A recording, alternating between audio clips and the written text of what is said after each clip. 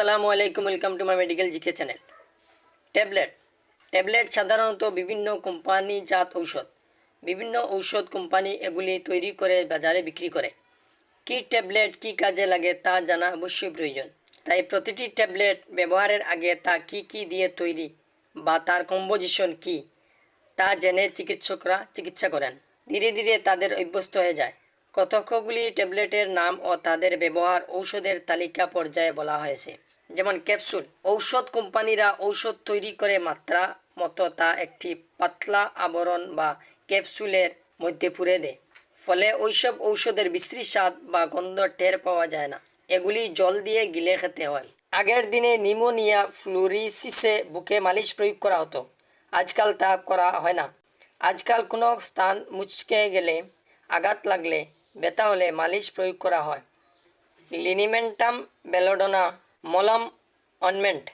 সাধারণত মলম দেহের বাইরে প্রয়োগের জন্য ব্যবহার করা হয়ে থাকে। আজকাল বহু কোম্পানি মলম বাজারে বের করে বিক্রি করেন, যেমন আয়োডেক্স মলম, সারফাস মলম, কসবেট মলম, জিঙ্কোডার মলম, বেটাডিন মলম প্রভৃতি। এছাড়াও প্রয়োজন মতো প্রেসক্রিপশন করে মলম তৈরি করানো হয়। সাপোজিটরি। এটিও নানা কোম্পানির তৈরি করে বাজারে বিক্রি করে থাকে।